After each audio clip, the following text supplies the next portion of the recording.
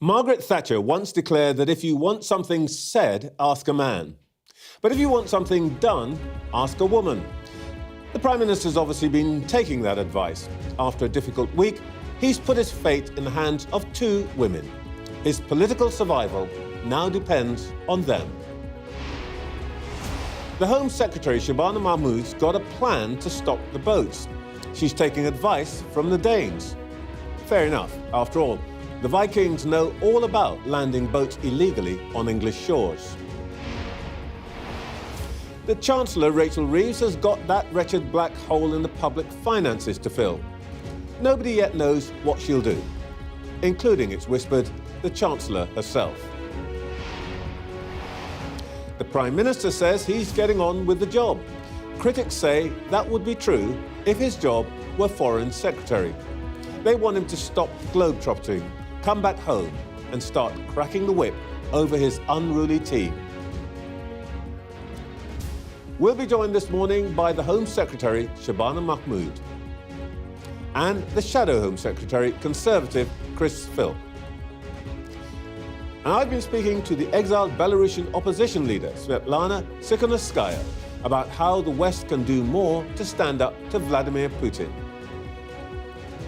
Plus, with us throughout the show, former Number 10 Communications Director Matthew Doyle, Head of Economics and Politics at Bloomberg, Stephanie Flanders, and the Times columnist Fraser Nelson.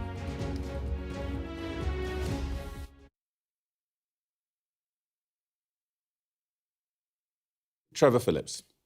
The government's got a new strategy. In summary, it's to acknowledge that they may be making a mess of some things, but to warn voters that, in the words of the old nursery rhyme, they'd better keep a hold of nurse for fear of something worse. As older viewers may recall, little Jim ignored the advice, ran away from home, and got eaten by a lion. Basically, ministers are hoping that on two big issues, the economy and migration, the electorate will conclude that no matter how disappointing they are, anyone else would be catastrophic.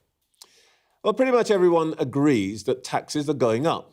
That's hard to swallow from the team that promised they wouldn't put them up. But the Prime Minister claimed that without him and the Chancellor around, the bond markets would go bonkers. And then there are those boats to stop and the gangs to smash.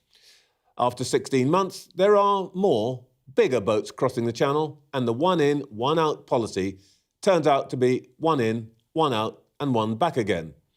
But Shabana Mahmood says, if you don't like my policy, you won't like what follows me.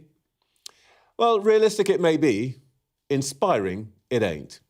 The problem for Labour is that after a series of unforced errors, the winter fuel allowance debacle, the fiasco of wrongly released prisoners, the departure of Deputy Prime Minister Angela Rayner, to name just three, the electors no longer seem ready to give this government the benefit of the doubt.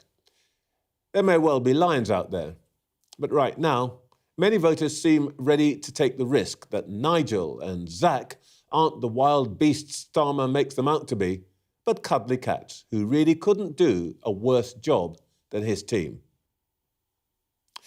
Let's get straight into those big proposed immigration changes. I spoke a little earlier to the Home Secretary. Home Secretary, before we get into what you're proposing today, let's go back to your predecessor's big election promise. Can we agree first that so far your government has simply failed to smash the gangs?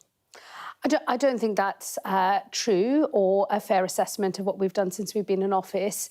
We have started working much closer upstream with our European partners, particularly the French, but with others in Turkey and in Germany as well. We know that the action we have taken already on confiscating dinghies and small boats and working with law enforcement in Europe, we've stopped 20,000 illegal crossings across the channel. So I think we've had very good progress, but what we acknowledge is that, of course, we've got much more to do. So I think that the law enforcement work is good, but of course what I'm now announcing is the next stage of our proposals to deal with illegal migration, which is to deal with some of the pull factors and the demand that there is for people to get across the channel. Well, I absolutely want to come to that, but honestly, 503 people crossed the channel in small boats last week. We're heading for a record year. I was talking to some people across Europe this week, and they're saying that The gangs are now so sophisticated, they're offering package tours from Dhaka to Dover. Whatever you were doing before this weekend, it didn't succeed, did it? I think we've made progress. Look, we have been working to tackle organised immigration crime. I've hosted, since I've been in office, and my predecessor, Yvette Cooper, hosted multiple summits with international partners. All of that careful, patient work, building international cooperation to tackle organised immigration crime is bearing fruit. But what we acknowledge is, in addition to that, we do need to deal with the pull factors that are drawing people across the channel. You know, to explain why you have to take these steps, surely we've got to understand what hasn't happened. And I just want to show you something which you're probably aware of. Well, our colleague Jason Farrell followed a large group at Dunkirk this week. And he showed them buying life jackets in a local shop, getting on a bus, wading into the sea, all without challenge from the French police. Let me ask you this, at least. Are you going to ask the French government to hand back the 500 million quid that we've given them? Look, we're working They're obviously not doing the job. We're working very closely with our colleagues in France. I've had good discussions myself with interior ministers in France. Of course, there have been some issues with the French government themselves. I would have great discussions with anybody who gave me 500 million. I didn't have to do anything for it. We are making progress. And we've got the historic returns agreement with France, the so-called one-in, one-out policy. We've seen over 100 people return to France. We are starting to break the business model of those who sell, as you say, these effectively packaged tours across the channel. We've had people who've been returned, and now somebody who's been returned twice, who now know that actually they're wasting their money getting on a boat in the channel. It is, of course, going to take some time to make all of these changes. That's why I'm setting out more of our proposals on reducing the pull factors that draw people into the north of France and persuade them that getting on that boat is the right thing to do. Actually, the proposals I'm announcing will change the calculus of people who are looking to make illegal channel crossings. You mentioned the one-in, one-out policy. It's turned into be one-in, one-out, one-back,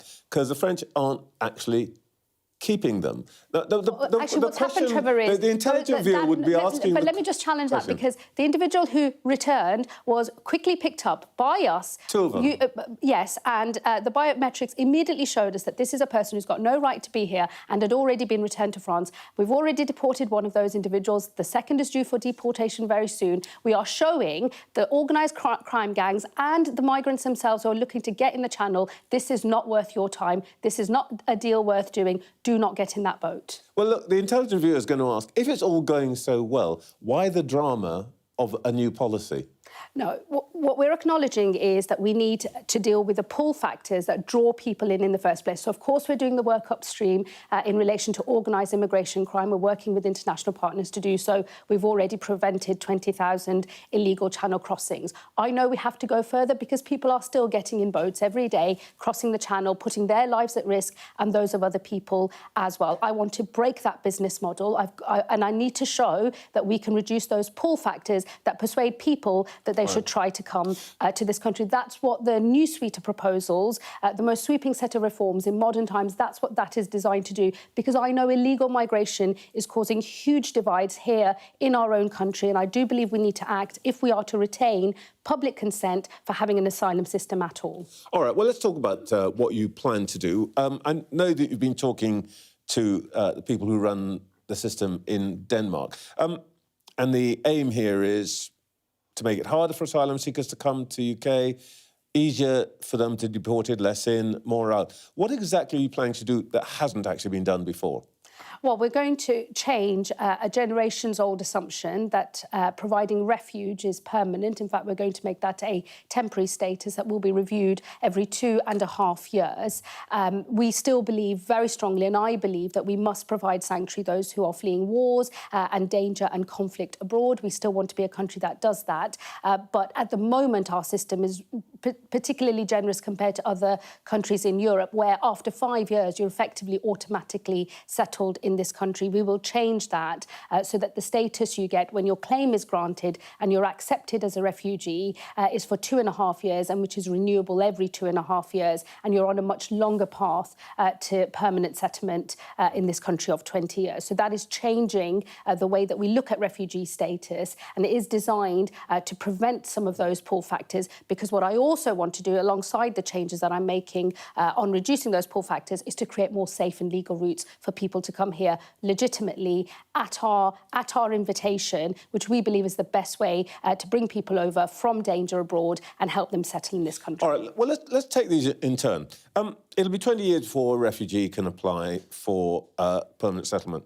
But why would a young man who's coming to work and by and large is going to work in the black economy, send money home, why do you care about that? Because he's actually going to go home before that 20 years is out.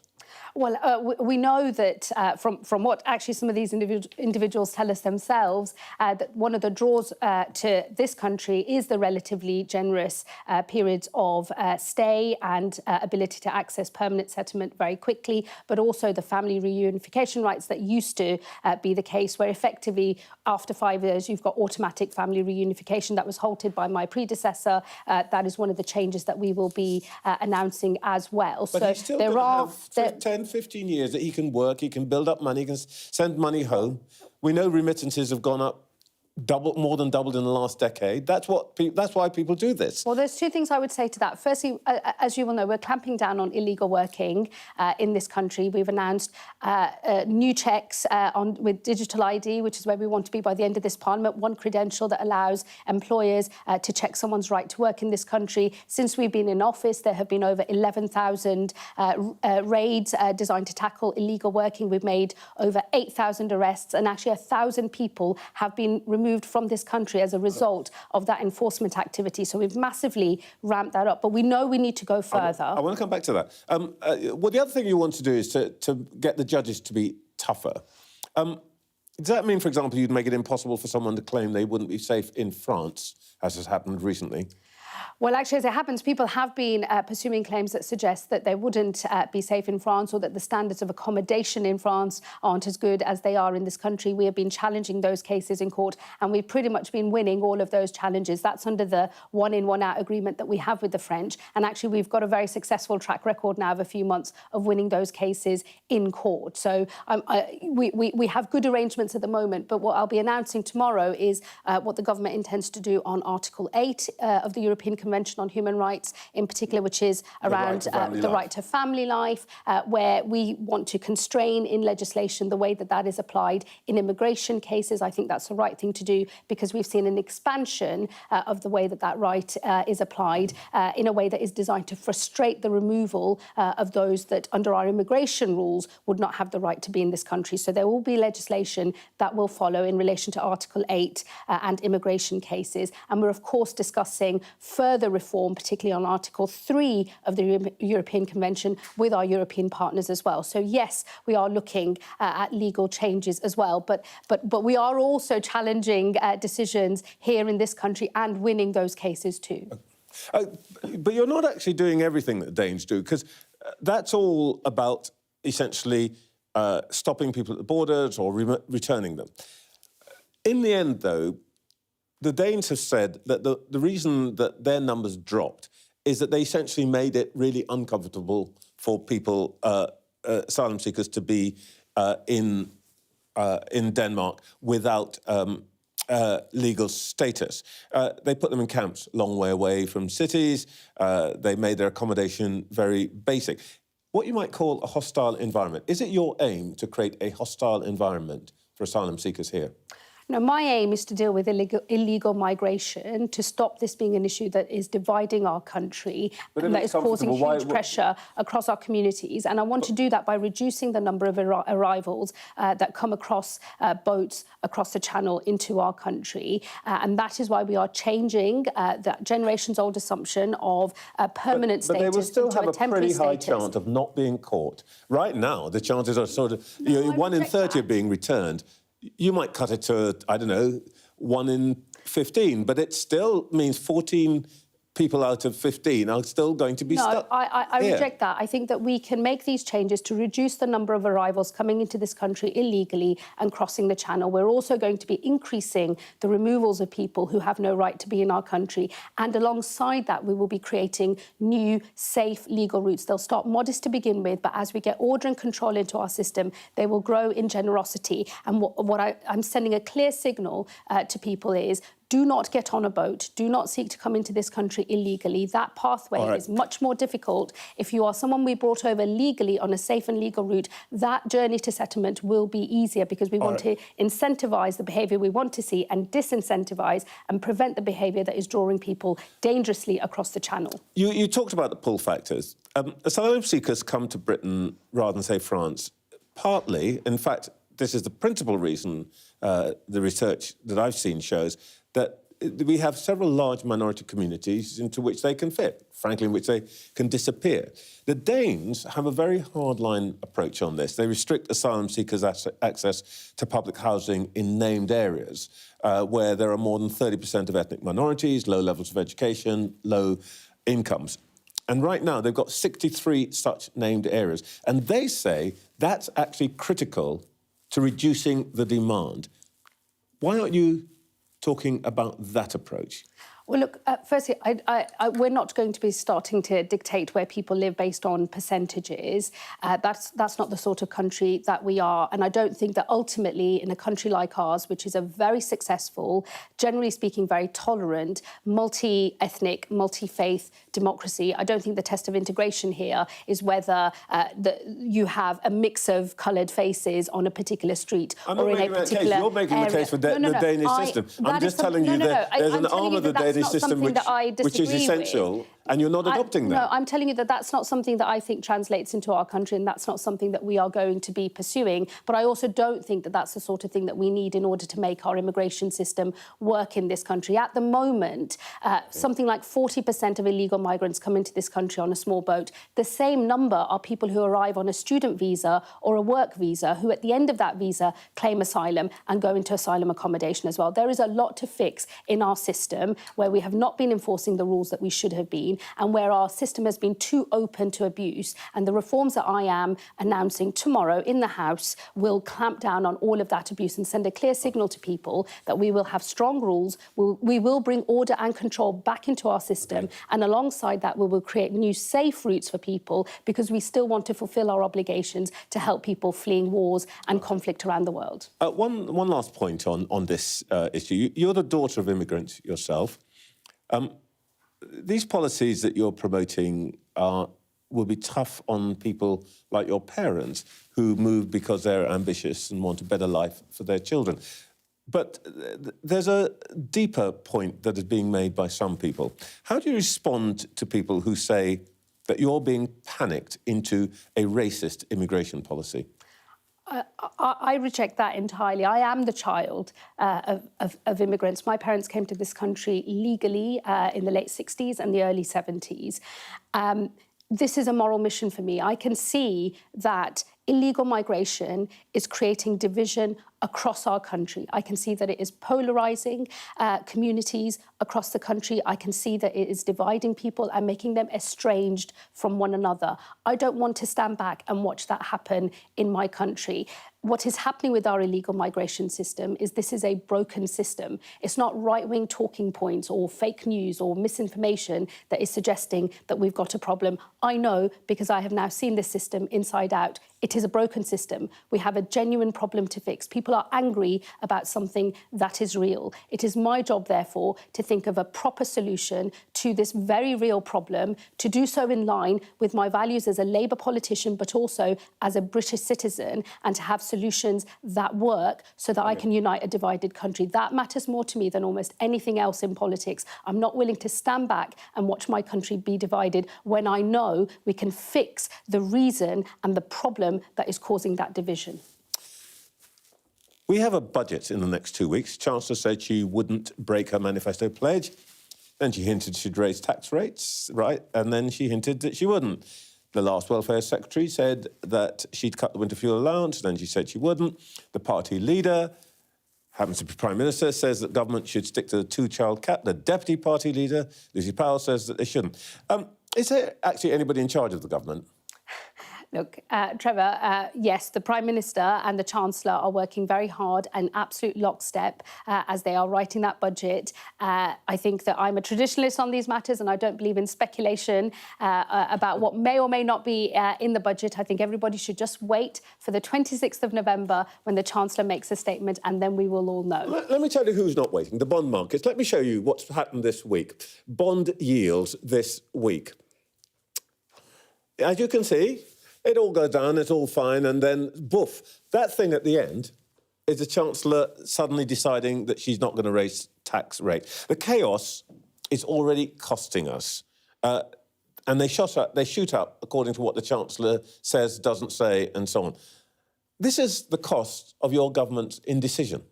No, look, I think what the Chancellor has set out is an absolute commitment to her fiscal rules. She made a recent speech where she made that very clear. She also pointed out that in our first budget as a government and in our spending review, we have prioritised funding public services, primarily the National Health Service, which I think people can start to see the payoff of that investment with the drop in NHS waiting list that we have seen under this government. She's been making the case for the principles that will drive her decisions in writing that budget on the 26th of November. The problem is, I'm sure you can say, bolshy television interviewers having a go at us and all the rest of it. Let's hear from somebody who actually knows what they're talking about, former Governor of the Bank of England, Mervyn King. Here's what he has to say about the process of policy making thus far. The OBR produces, just before the budget, one number, and then they look round for what ideas almost written on the back of a fag packet about how you can raise an extra few billion here or a few billion there. That is not coherent tax strategy. The former Governor of the Bank of England says, you're making it up as you go along, back of a fag packet. Fair comment? No, look, the Chancellor is working hard on the budget. She is going to set that budget out on the 26th of November. Everybody will have to wait until then to know what's in it. But she has already set out the things that she will not compromise on, which is our fiscal rules and maintaining economic stability in this country. That is her absolute top priority for her and also for this government. And that is what we will see on the 26th of November. Let's talk about leadership. A lot of unrest on the backbenches. MPs are saying Prime Minister is never here. In fact, he spent more time abroad than most of his predecessors in the first 16 months. But let's leave that aside. You are heading for a beating in the next May's local elections. Would it be time for Labour to bite the bullet, get really radical, find itself a new leader? We hear that the former Deputy Prime Minister is assembling her troops. There are people muttering, and I'm sure you have no ambitions yourself, but people talk about you. Is it time for Sir Keir Starmer to think again about whether he's the right person to lead Labour into next year's elections?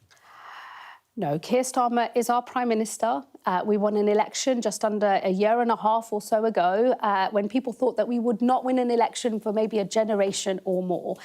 I have no time for these things that people say or brief off the record or any of this, frankly, Westminster bubble, tittle, tattle. As far as I'm concerned, every single member of this government has an incredibly important job to do. I have spent all of this week with my team sorting out what we are doing on the asylum system. Later this week, we'll make announcements on legal migration as well. Just this week, I also made a policy announcement on abolishing police and crime commissioners. We have, all of us in government, important jobs to do. We should be focused on delivering for the British people. That is what they expect of all of us. All of this chatter is here today, forgotten tomorrow. What matters is what you deliver for the country. Well, it's not forgotten by all your cabinet colleagues because some of it is coming from them. What is your message to those who are saying that Sir Keir Starmer's days are numbered anyway? Well, I have no time for things that people say either privately or anonymously. If people have things to say, they should have the courage of their convictions and say so publicly, and that is not what is happening. I think what happened at the beginning of this week was, with all of those anonymous briefings, was unedifying and deeply embarrassing for everyone concerned. I think the Prime Minister has dealt with it. I suggest everybody draws a line under it and moves on. As I say, all of this tittle-tattle, chitter-chatter might keep people going in the commentariat here in Westminster, but it is here today and absolutely forgotten tomorrow. What people remember and the things that last and stand the time is what you do for your country. And I suggest everyone in government and across the whole of the Labour Party will do as I know what they want to do, which is focus on that. Home Secretary, thank you for your time this morning. Thank you. Let's see what our panel made of all that. We're joined all morning by the former Number 10 Communications Director, Matthew Doyle, Head of Economics and Politics at Bloomberg, Stephanie Flanders, and Times columnist Fraser Nelson. I should just say, by the way, the first thing is that was an unusually long interview because most politicians won't agree to be interviewed for that length of time. I think it says something about her confidence, doesn't it, Matthew? How do you think this is going to land? Yeah, look, I think you saw there an interview that had a lot of substance in it. There are clearly issues that have been on people's mind around things like how do you look at the ECHR rules, what can we do to address the pull factors, and I think it's clear that the government package that's going to come out tomorrow will have a lot of substance in it. But equally, I don't think anyone in government will be kidding themselves that, albeit a very good media round from the Home Secretary and an announcement tomorrow is going to suddenly change public perceptions of where we are on immigration. The public have heard a lot of promises on immigration over the years, and they will rightly judge whatever is announced by whatever government by the impact that it ultimately has. Stephanie's very different tone from what we've heard in the past, Home Secretaries.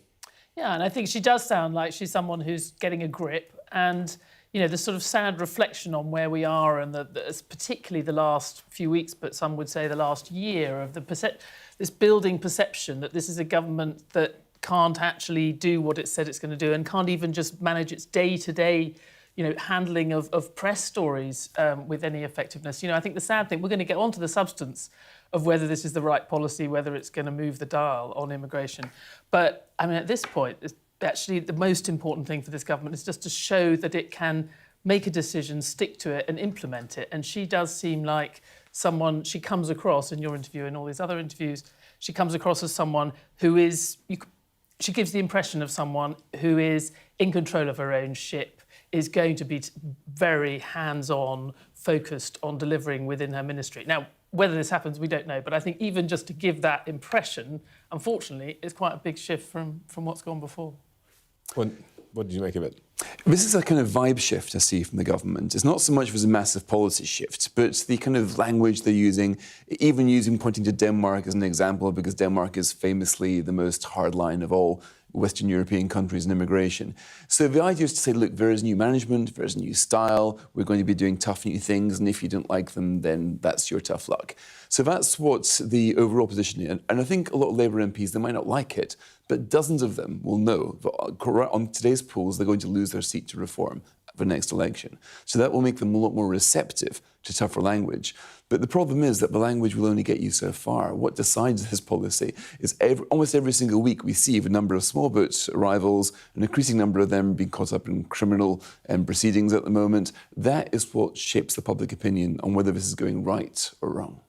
Well, indeed. Let's talk about that. Well, actually, before we talk about the policy, just one thing, Matthew. I expect the social media is already alive with tweets with the word racist in it.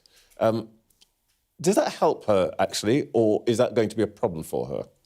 Look, I think the fact of the matter is that what we are seeing is a policy that has actually, I don't agree with Fraser that it's just a vibe shift. I think there is genuine substance here that is changing. Of course, you will always have critics for that.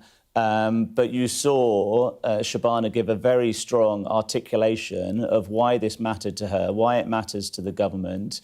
And I thought the answer particularly that she gave at the end about how, look, we do face a really big choice here about whether we are going to try and come together as a country or continue to divide. And she knows that tackling this issue of immigration is actually not a divisive thing. It is central to us being able to bring the country back together again. I was struck, though, that, Fraser, the point you make about policy, the Danes are doing all the things she says that they're doing, but the other thing that they're doing is regulating, to some extent, stuff like where people live, how many different kinds of people are in each school and so on. And when we talked about that, she seemed not too keen to get into that. Of course, I mean, so much of what Danes are doing is so controversial that she wouldn't go near it. For example, the Danes say to asylum seekers that if you come up with jewellery that's worth more than £1,000, we'll take it off you and we'll sell it to pay for your upkeep.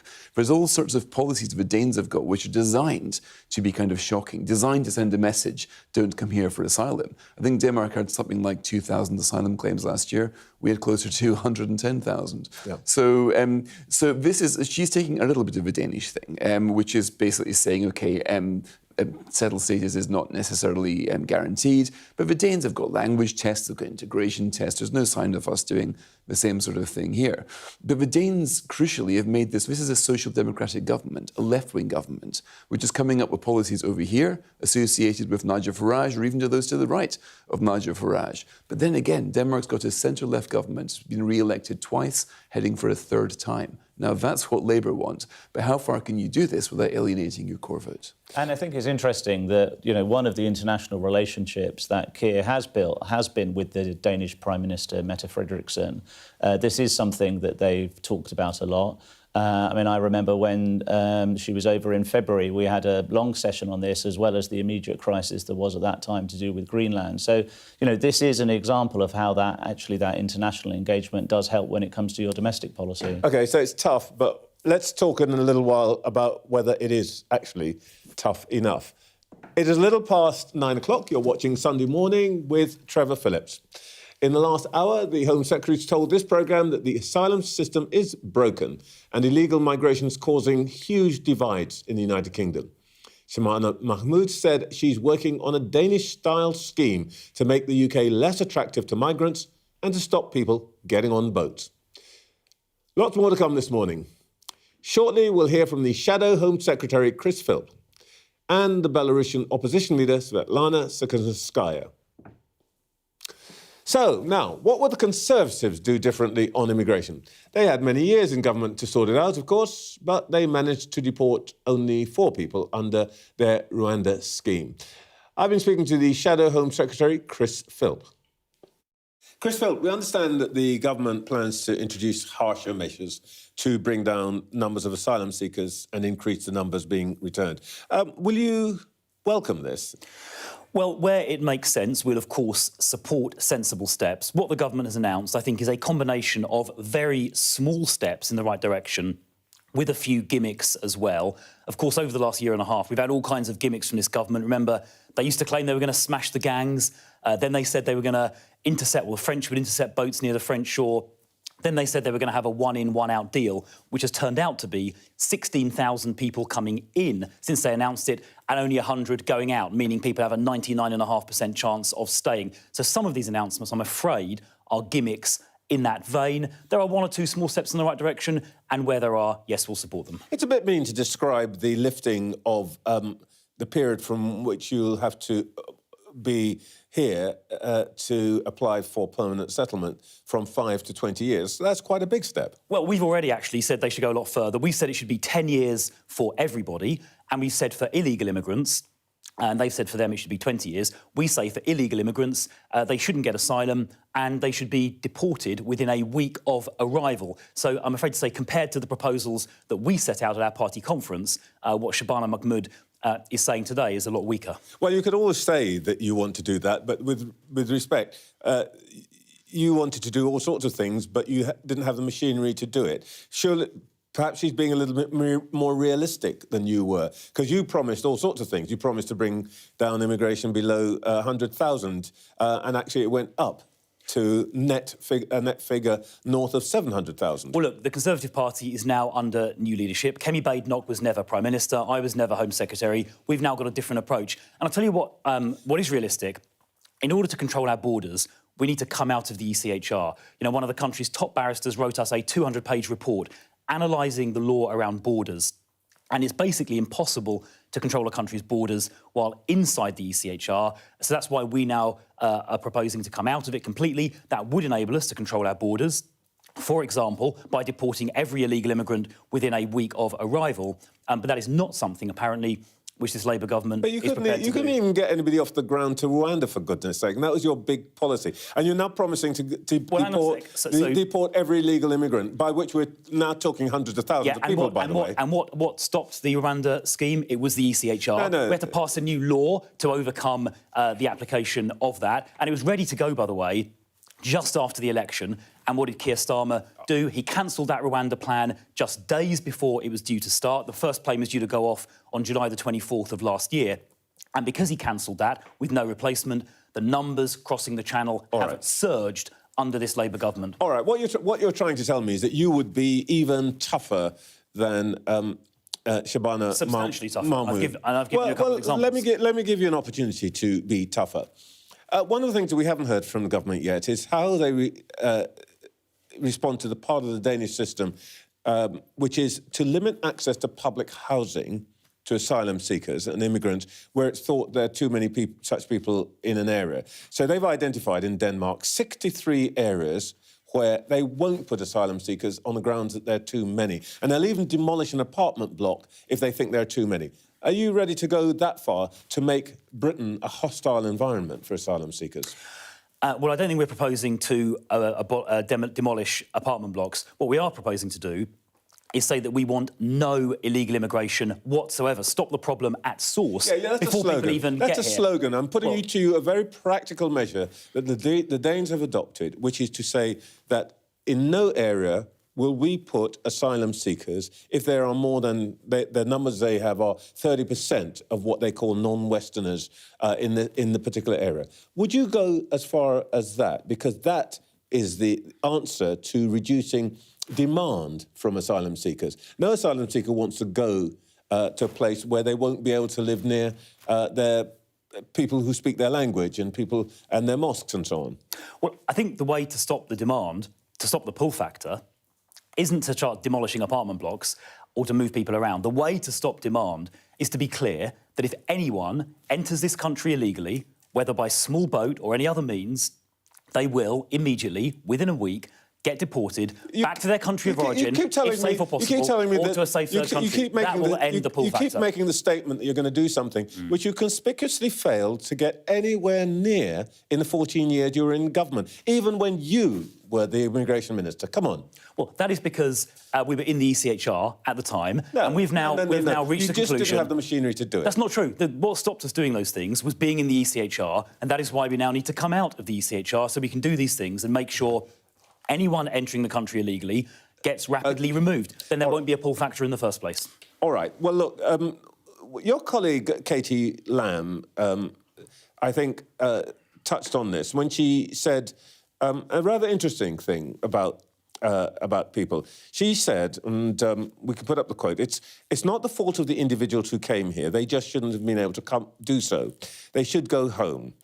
What that will leave is a mostly but not entirely culturally coherent group of people.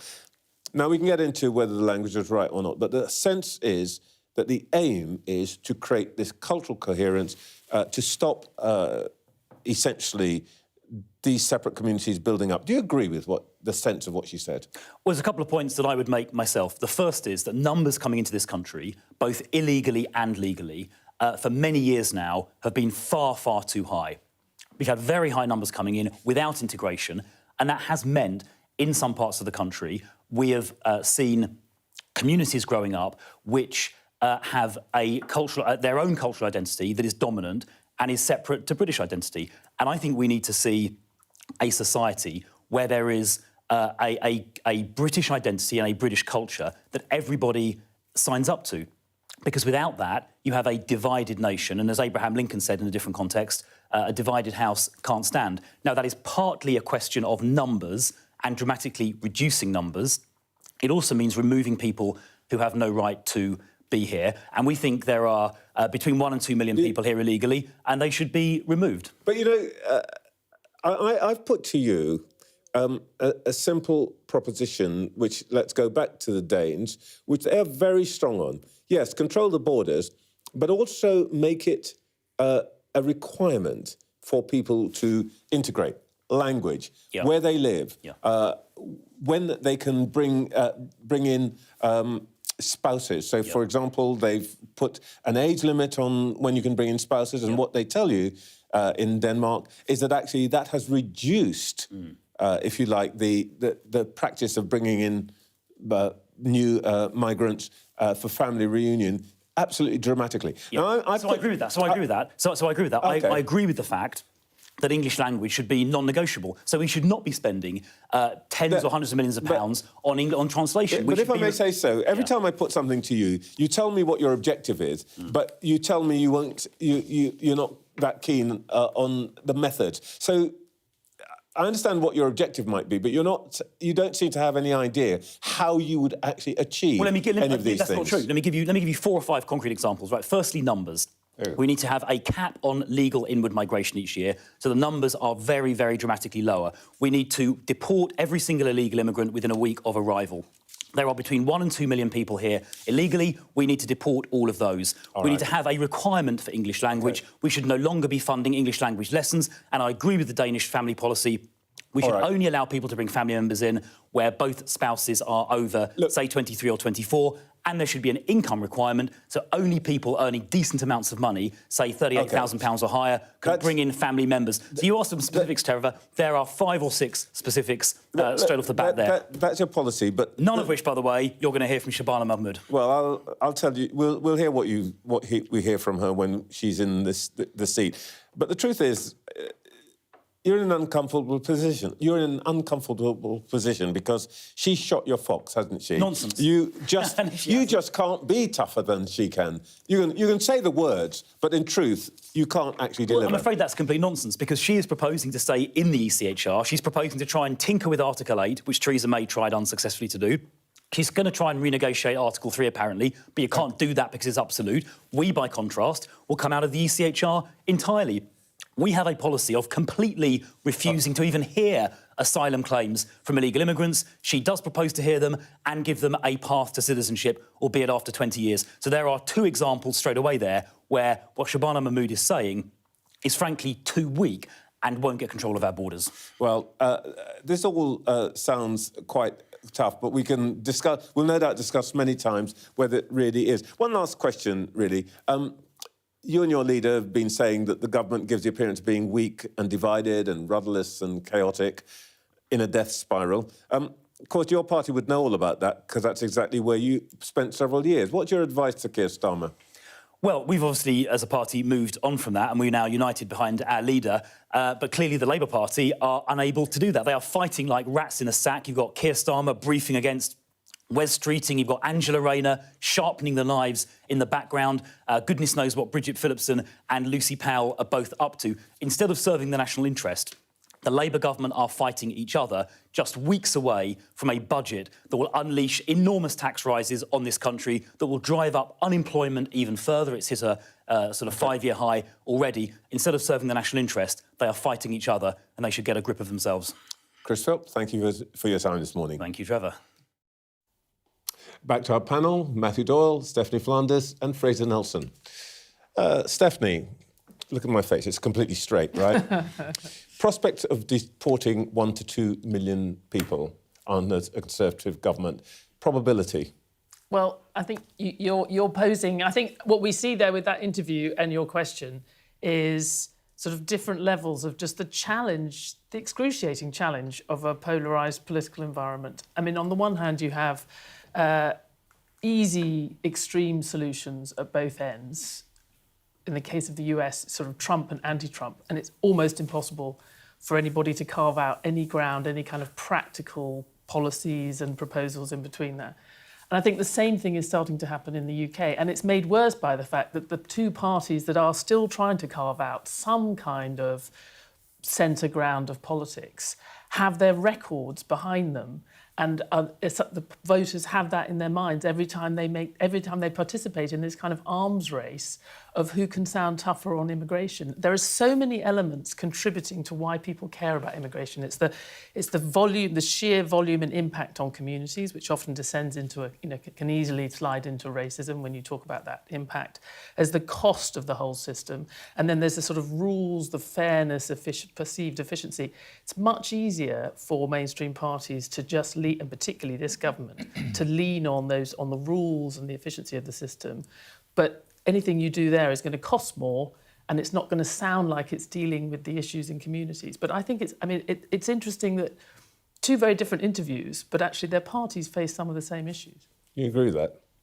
I agree that there is a massive public cynicism or scepticism about any government on immigration, given what we've seen over the last few decades. But, what your interview showed was that the Achilles heel that the Tories have got is their 14 years in government and their record, and the idea that, they were just about to do the Rwanda scheme, but, the general election happened. I mean, I'm sorry, if they were confident that plane was going to go to Rwanda, there's no way that Rishi Sunak would have called the general election at the time that he had. So I think there is a legacy here that we have to deal with. But across the board, the challenge for Labour is to do a sufficient amount in the short term to show progress, whilst acknowledging, as the government has said all along, that this is stuff that we're going to have to be in the long haul for to change. Fraser, let's go back to the point we were beginning to discuss before about the effectiveness of policy. The essential point about Britain is that we are an attractive destination. And one of probably the principal reason we're an attractive destination is that we've got these big minority communities that people can join. If you speak any language, you'll probably be able to find a group of people in this country who do, which is not true, actually, oddly enough, of France or Italy or Germany. The part of the Danish programme that we appear not yet to be inviting is, if you like, the integration or the hostile environment part. Nobody wants to touch that. No, but I think Shabana Mahmood is saying that we're actually not the sort of country that would do that very well. I mean, Britain is one of the most effective if not the most effective melting pot in the whole of Europe. A great many people self-define Britain as being the place that does welcome people, does successfully. I mean, immigrants are now, something like 1 in 5 workers in this country is a migrant. So that is, the success of that isn't something which you would really set yourself against. Now, of course, that's very different to saying we shouldn't be cracking down on illegal entries and that we shouldn't be dealing quickly and effectively with bogus asylum claims. So that's what Shabana Mahmood is trying to do. So she needs to be careful of, the Danish language would not work in this country. But then again, if you look at Sweden, Sweden has now achieved net zero migration. That's quite striking. Within the ECHR, within the EU. There's no reason that Britain couldn't do that. One of the things, sure, you say there's no way they're going to deport 1 million people a year. But when you look at how many immigrants are leaving Britain, that's now almost 500,000 a year. This is what we're seeing as the big wave from a few years ago is starting to unwind, and that figure will be better. So I think there's every prospect of Labour being able to get this in control, but the big missing ingredient is what they abandoned. Not so much the Rwanda scheme, but the idea of having third-party processing centres. That's something which even the EU is beginning to look at now. We're thinking more of perhaps Bosnia than Rwanda. But the idea that if you come here illegally, you won't be able to stay, that was an important principle which the Conservatives were, falteringly but still midway to building. My suspicion is that Labour will have to arrive on this in the same way that the Danes are halfway to doing that. And I think that's where the whole of Europe actually is going to end up. But hang on a minute. Oh, sorry, Stephanie. Go on. And as Fraser was saying at the beginning, I think that, part of this, we've all learned a lot about the Danish system in the last few weeks, and then we can sort of go down the list and say, well, you're not going to do that, you're not going to do that. It's the symbolism of it being a left-of-centre government that has consistently got elected and actually turned around its political fortunes on precisely that issue. That's really the only thing that the government wants us to take from the Danish example. It doesn't, if that's the basic idea that gets across to the public, that there's this example of this country that is in all of the European institutions that the Conservatives and others are railing against, and has managed to do this despite being a social democrat and progressive. I think that's all they need, basically. I was just going to pick up one thing that Fraser said. I mean, it is wrong to describe the Rwanda scheme as a third country processing scheme. It was a deportation scheme. There wasn't a route back to the UK once you had been sent to Rwanda. I think Fraser is right that there are other mechanisms that, you know, we do need to look at around sort of third country processing. But I just want to come back to the core thing on I think there is an important thing that we shouldn't lose sight of in this country, and that is that, you know, this is a country that has done remarkably well on the basis of being a multicultural, multi-ethnic, diverse society. And sure, there are challenges, but, you know, let's not go too far in our analysis of what is actually wrong with this country, because there's a lot that I don't think we want to lose as a country. OK. Next, more from our panel. Do stay with us.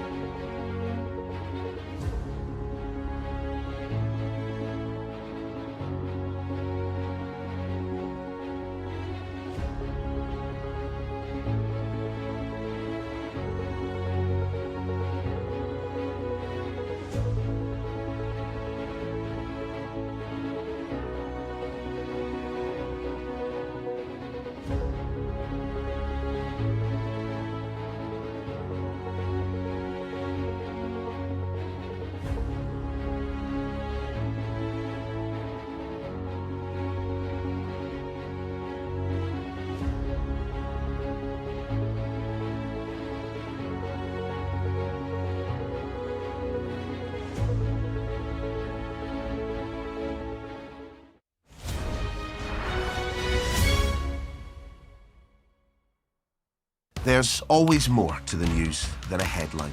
We want to discover, to delve a little deeper, to find out what's really going on. Explanation, analysis, the people at the heart of every story. I'm Neil Patterson, and this is the Sky News Daily Podcast. So, by the end, we'll hopefully all understand what's going on in the world just that little better. Available wherever you get your podcasts. I'm Stephen Murphy, and I'm Sky's Ireland correspondent based here in Dublin. The waters of Ireland and Britain should be home to great white sharks. If there are great white sharks in this area, there's no reason they wouldn't come here to feed. It's basically a buffet on a beach.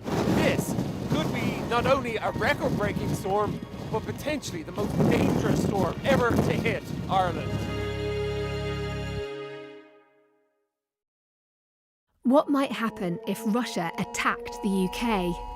This is clearly an enormous show of force. It is definitely out of the ordinary. We ran a war game with former ministers back in the hot seat. Ben Wallace. Amber Rudd. Jack Straw. It's the kind of war game that's genuinely tested inside government. The Russians are signalling that there may be an attack. Russia knows our weaknesses, but do you? I'm Deborah Haynes. From Sky News and Tortoise, this is The War Game. Listen wherever you get your podcasts. We are under Israeli military restrictions in terms of some of the things that we can film, but it's important to be in there. What a slow drive for the president as he approaches his golf club. 4 more years! free wherever you get your news. I'm Mark Stone and I'm Sky's correspondent based here in Washington, D.C.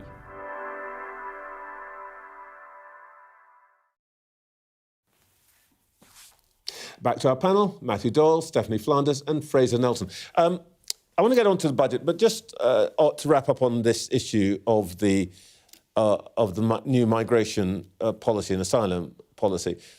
One interesting thing that seems to have happened across Europe, Matthew, is essentially the success of particularly Giorgia Meloni in getting immigration just off the table to the point where she's actually now proposing to the Italian people a big new programme of inward migration. Yes, and that's fundamentally because she has won the argument as to who is in control. And she has convinced the Italian public that ultimately the government is in control and is in managing to be the decider on who does and doesn't come to the country. And I think that is one of the core parts of this that people feel. It's the sense of fairness, it's the sense of there being rules, it's the sense of we should be able to be in charge of who does and doesn't come into the country. And the flip side of that is that it is a basic assessment of publics that if a government can't even control who comes in and out of our country, then what on earth chance is there of there being to be able to deliver anything else? So, that's why, as I say, once you do the first bit of showing and persuading your public that you are in charge as the government, they will then be able to accept, actually, yes, we do need more workers to come in certain key sectors, just as we do here with the health service and other areas. Well, of course, all of the noise around this has obscured perhaps an even more important question, which is, what are we going to do about the money? Let's turn to the budget. Stephanie, have you any idea what she's going to do? Look, I think going back to where we started, what this week really told us was just how this government just can't catch a break in terms of its own media management. You had some of the best news they've had in months, that actually these dire forecasts of the hole in the public finances were looking quite a lot better than we thought, which would then ease some of her choices. And somehow that good news that was also reflected sort of good news about the economy got turned into a story about the Chancellor bottling it and mayhem in number 10 and number 11. I mean, no, I'm not blaming anyone except the government. Me. But it's sort of extraordinary. And I do think, but it pointed to, I mean, you've sort of talked about, we were joking about whether this was too early in the morning for bond yields. But the point you make quite rightly, Trevor, is the sort of central importance, not just for, the stock market and other things, but for her bottom line, the importance of what happens in the bond market, because this is big money. I mean, that number that you put up, the cost of borrowing for this government, that has had the rising interest costs, which is not just because of the government, it's also because of a global change, has had a huge impact on costs, more than anything else. If you reduce that by 1 percentage point, which is unlikely, is 17 billion saving for the government, 17 billion a year. So she has to think quite hard about how the markets actually perceive what she does. And I think one of the costs of this week, apart from just the mismanagement of the media, is it makes it harder for her to actually get what is an opportunity to reduce costs, which is to show that she's not taking risks with the public finances. She's built in a bit more wiggle room on her fiscal rules. We think that could save her 5 or 6 billion a year just in the reduced interest rate costs. And by the way, you could encourage the Bank of England to cut interest rates, short-term interest rates as well. One of the things that always puzzles me, and this is perhaps a technical point, but you will understand it better than most. Is it just a matter of confidence, this bond yield thing? Is it just a matter of the belief of the lenders that they will get their money back later or not? I mean, it's a mixture of things, right? Because if you look at the long-term prospects and you say, OK, is this a government that actually has the capacity, or a country that has the capacity to pay the money back? And actually, in the case of the UK, if you look at the underlying fundamentals compared to, for example, France, or Italy for that matter, we are actually in a fairly good position on that. Where we have problems is on the short-term sense that you've got a government that's really willing to do difficult things short-term to pay these bills, especially if they happen to go up and down due to something that Donald Trump has done or some kind of global shift or a shift in the markets. And I think that is what... I wish the Treasury would look a bit more closely at the possible free lunch on the table for her because they're actually being penalised for that short-term uncertainty. And if people think, actually, she's put in a lot more, she's not taking risks, she's now got, say, 15 billion or even 20 billion leeway on her fiscal rules, she's not going to have to come back for more in a year's time. That could have a material impact, actually, on the amount of money that she's paying in interest costs and her ability to spend on other things. Fraser, what do you reckon? Is it going to be better than we expect? Oh, I very much doubt it. I mean, the funny thing about this budget, though, but this is, well, mind you, it's difficult to see how it can be much worse. But this is the first time we've seen a budget unravel before it was delivered. She's really pulled off something quite historic here. So do her thinking out loud, as it were. And if she wasn't going to raise income tax, why not keep that to herself until the budget and let that be a nice surprise? Why let it leak in this way? And it seems as if she's just putting out ideas, watching the reaction, changing it, briefing that, leaking that, almost like she's trying to crowdsource the kind of thinking behind a budget. So the overall impression, of course, is that a Chancellor who is not in control, a Chancellor who is so terrified of the reaction, either from her backbenchers or from the markets, that she wants to try to desperately find the right balance. And that itself makes markets jittery with the implications that Stephanie says. And that's why for the first time, Britain's got the worst borrowing rates of any major economy. In previous days, Matthew, we would have been blaming you. I mean, what the heck's going on? Look, I think the fundamentals here that we shouldn't get away from is the fact of the matter is that this is based on good news. The good news is that the economy is in a better position than the Treasury had feared. And ministers were always well aware of the huge significance of breaking the promise on income tax. In your day, but what's going on today? No one explicitly, said that they were, but obviously we were all led to believe that that was what was going to happen. The fact of the matter is that if there is a way not to break that promise, then I think it's hardly surprising that the government has made it clear that it's not going to be breaking that promise. So I think, where we are is in a situation where, we will see what the full package of measures is on November the 26th. Obviously, there are the risks that everyone associates with when you go for the more sort of smorgasbord approach, that there will be something like the pasty tax hidden in the detail. Yeah, George Osborne's great achievement. But I think what what was always clear was that breaking that promise on income tax was regarded as being a huge deal, and the fact that they've been able to step back from doing that is a good thing. But I suppose the question I'm really asking is, this week there's been all this up and down and the leaking and the briefing and all that stuff. Is this just a sort of error or lack of discipline, or was somebody just being too clever by half, do you think?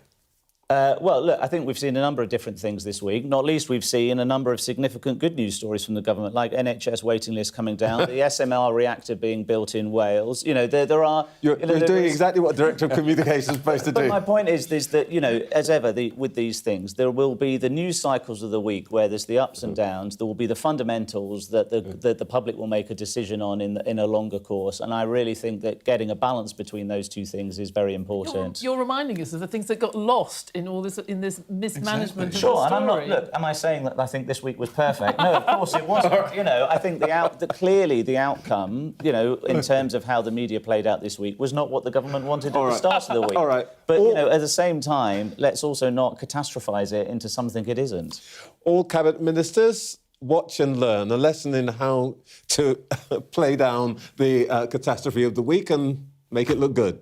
Now, next, we'll hear from the exiled Belarusian opposition leader, Svetlana Tsikhanouskaya, about what more the West can do to stand up to bullying dictators.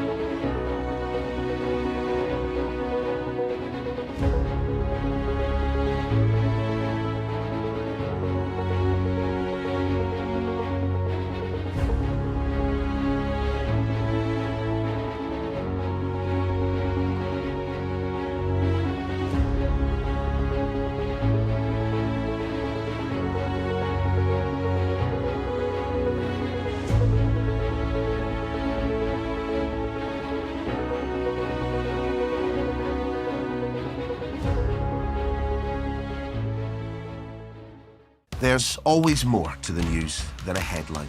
We want to discover, to delve a little deeper, to find out what's really going on.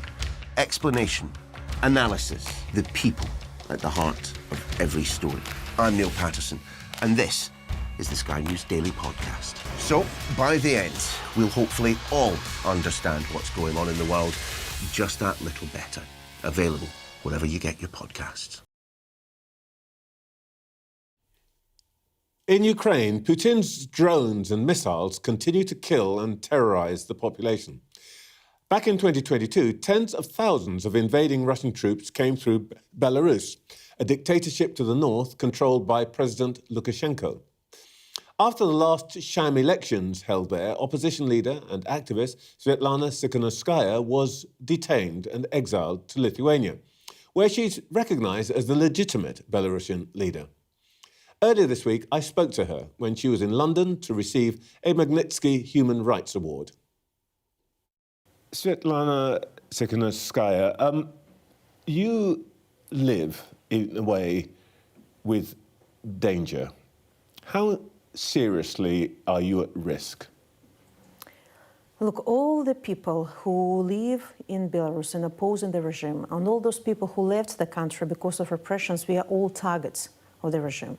We are always intimidated. We see how KGB, we still have KGB in Belarus, are trying to split our unity. We are targeted in exile. And moreover, regime is exercising transnational repressions through different means. For example, members of my team constantly get different threatening text messages on their social networks just to keep people in fear. And we have all relatives in Belarus, and we can be intimidated also through our relatives that still live there. So we don't know how long regime's hands are, but several people have already disappeared from exile. We don't know their fates. Every day maybe you have to overstep your fear and continue the fight. When you say people have disappeared from exile, these are people who are associated with your cause? Yeah, absolutely. These two people have been recently disappeared from our democratic movement, and one of them was Speaker of our parliament in exile that we chose. So it was a woman, and we till now don't know where she is. When we see Mr. Lukashenko on our television screens, it's quite frequently with Mr. Putin. Now, what about Belarus itself? I mean, he would say, I've been elected. What is the situation in Belarus now? So actually, we have to be very careful about the word election, because for societies and democratic countries, it's difficult to believe that people cannot choose, the presidents. But in dictatorship, it's normal when you know for sure who will be winner of the elections. So Lukashenko, when in 2020 he lost elections, he unleashed the most brutal repressions against Belarusian people who opposed to this. And you were a candidate in that election. Yes, that's right. And according to alternative counting, I won that elections. But since then, in 2020, it was Putin who saved Lukashenko actually politically and economically. And now Lukashenko is paying his debts. So Putin and Lukashenko has kind of symbiotic friendship. They need each other and they use each other. And moreover, Lukashenko is actually selling our independence, our sovereignty to Russia in exchange for this, for Putin's support. And he really doesn't care about our country, about our nation. Just his main goal is to stay in power, to intimidate Belarusians. And that's why, our independence is at a huge threat.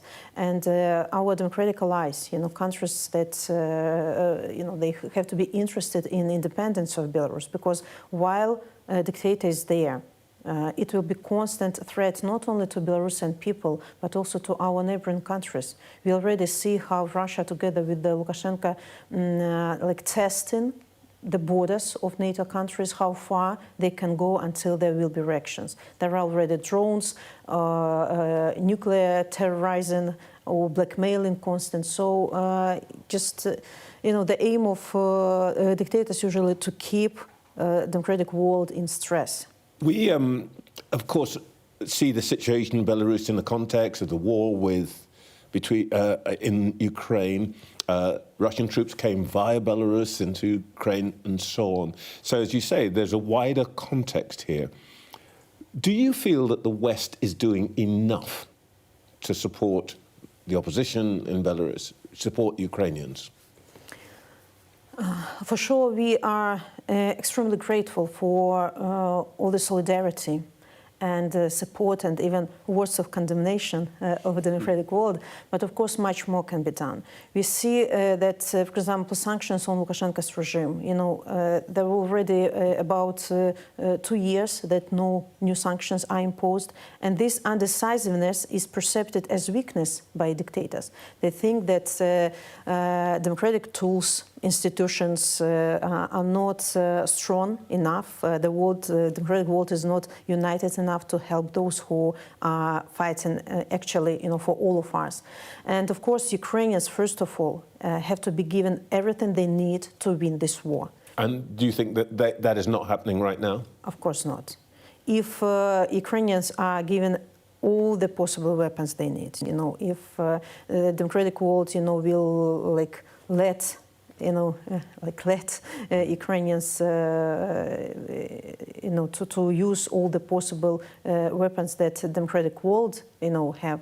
So definitely they will already defeat Russia. So now Ukrainians, I suppose, they are surviving with what they have, though they are also developing their own weapon and tools. But of course, it's not enough. Do you blame the West for not stepping up and allowing this war to carry on longer than it should have done? I'm getting the sense that you feel that the West could have done more. I'm totally sure that collective West could have done much more, especially at the beginning of the war. And what Russia is doing now? They see that democratic world, is not decisive now in helping Ukraine, and they are, as I said already, testing how far Russia can go in intimidating the West. Drones over Poland, migration attacks on the NATO borders, and no less strong reaction. Let's recall that Baltic countries are also under threat. I understand that Russia wants to broaden its empire, and in recent times, Lithuania, for example, was part of the Soviet Union, and let's recall that Germany, half of the Germany, somewhere belonged to Russia as well. So the problem of Russia is that they don't know where their borders are. So that's why if we will show Russia that we are not ready, to be strong enough, to defend Ukraine, to defend Belarus, they will go further and further. And the question, who will be the next? You've mentioned drones, you've mentioned Poland.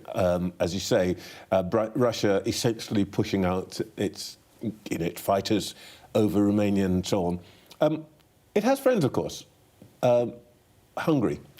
What's your view about Mr. Orban's relationship with Russia? Definitely, it's a pity for me that through policy of some separate European countries, this unity of Europe is split. In the case of Belarus, Hungary is also dealing with Lukashenko's regime against this joint policy of European Union of Brussels. So, of course, the regimes, dictators will use such countries just to show that no one is agree with the policy of European Union, and of course it is like huge threat to democratic values. Do you think that Hungary is a worthy member of the European Union? Because all members of the European Union are supposed to sign up to certain values, democracy and so on.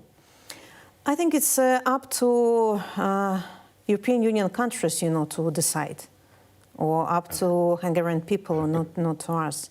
But of course, we see how Russian propaganda is working hard to poison the minds of people in different countries. And I call to the societies, democratic societies, to support your governments who are on the side of Ukraine, on the side of Belarus, on the side of democratic values, because it's so easy to lose what you have, and gaining it back, caused sufferings and pain.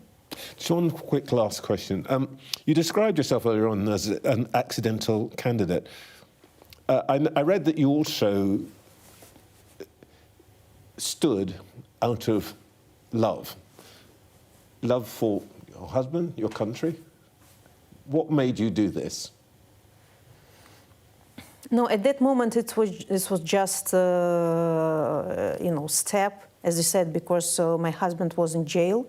And I just felt obligation to do something for him. But then it grew, for the country. So now it's a mission. I understand that in 2020, Belarusians' mindset, experienced huge shift, and we realized that we are not part of Russia. We want different future for Belarus. But for many, many years, Lukashenko's policy was to push us back to Soviet Union past. We want to go to the future, and we really have to stop this practice that Russia is accepting Belarus and the Ukraine, Georgia, Armenia, other countries as naughty children that don't have right to choose their future by themselves. We're a separate nation with our language, with our culture, and we don't want to go through this hybrid occupation and Russification we are going through now. Svetlana Tsikhanskaya, thank you so much for your time today. Thank you. Well, doing that interview, it reminds you, in spite of the arguments we have here, what courage looked like and perhaps what patriotism looks like. That's why she will be receiving yet another award this week, this time from Index on Censorship, the Freedom of Expression campaign. Now, in just a moment, we'll get the final thoughts of our panel. Stay with us.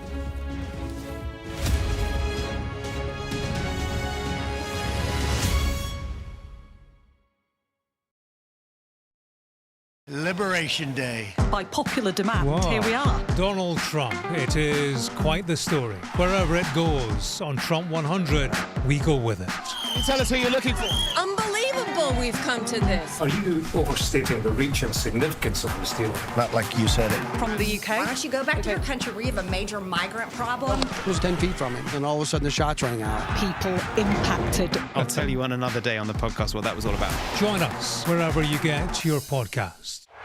I'm Cordelia Lynch, Sky's Asia correspondent, based here in Bangkok. These slums, once gripped by fear and death. There is far less bloodshed now, but it hasn't gone away. Who's asking you to kill? The police will give me the orders, and after I kill the target, I throw the gun away. We try our best to uncover and unpick a fast-changing and deeply complex region. These large waterways provided an excellent source of body disposal. This is the Buriganga River, where victims who'd allegedly been shot dead were dumped. Sheikh Hasina, how confident are you that she will stand trial? She will stand trial, there's no doubt about that. We're going to take you to the very heart of a criminal network, going undercover inside Southeast Asia's scam centres for the very first time. We won't have any problems with police, it's okay. Just seen Imran Khan leave, and as we understand it, he's just been shot in the leg. They have decided that the only way they'll allow elections is if I'm inside jail or killed. Sky News get the full story first. Chinese vessels start encircling the boat we're on, blocking its path. The Chinese are now deploying water cannons, firing it directly towards our boat. We've discovered doctors across Delhi dishing out pills like this, claiming they will provide a lifelong cure for homosexuality. Rohingya people fleeing an escalating civil war. The situation here in Cox's is desperate. An already insecure place does feel a lot more precarious. I'm Stephen Murphy, and I'm Sky's Ireland correspondent based here in Dublin. The waters of Ireland and Britain should be home to great white sharks. If there are great white sharks in this area, there's no reason they wouldn't come here to feed. It's basically a buffet on a beach. This could be not only a record-breaking storm, but potentially the most dangerous storm ever to hit Ireland. What might happen if Russia attacked the UK? This is clearly an enormous show of force. It is definitely out of the ordinary. We ran a war game with former ministers back in the hot seat. Ben Wallace. Amber Rudd. Jack Straw. It's the kind of war game that's genuinely tested inside government. The Russians are signalling that there may be an attack. Russia knows our weaknesses, but do you? I'm Deborah Haynes.